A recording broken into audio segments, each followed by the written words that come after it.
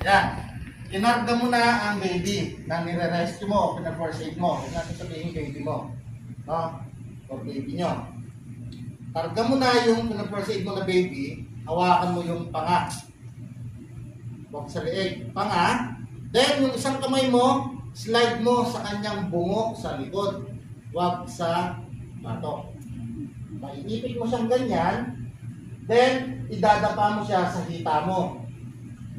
Yan. Tayo sa likod kung gusto kong makita ng malinaw. Then, bibigyan ng 5 back blows. Pabagsak lang. 5. Sunod, after nun, ililipat mo siya sa kabilang hita. Bibigyan mo siya ng 5 chest thrust. Ganito, oh. Pero nakahiga siya dito sa hita mo. 5 yan. After nyan, uulitin mo yan. Paulit-ulit ka dyan. Okay? Mawalan siya ng malay.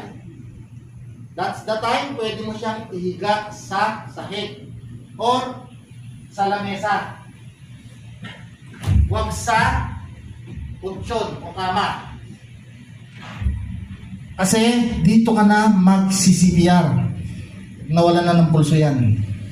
Kasi may bara, hindi na makahinga. Tama ba? Mag-CPR ka na dito. Hindi ka pwede mag-CPR sa kama. Kasi tumatalbog lang yan. Paano CPR? Sa baby, pwedeng gamitin to. Kung malakas yung daliri mo. Pero kung kayo mga babae, mahaba ang kuko nyo, hindi pwede. So, ganito. Habang nakahiga, tataas ko lang para makita nyo. Gagamitan nyo ng hinlalaki. Kahiga yung baby, then CCPR mo siya dyan. Pakagayahin nyo ako, nakatayo yan Nasa lubong kayo sa akin, sir, CCPR ko na yung baby. Pag anong ginawa mo, ikaw sasakit sa kulagya.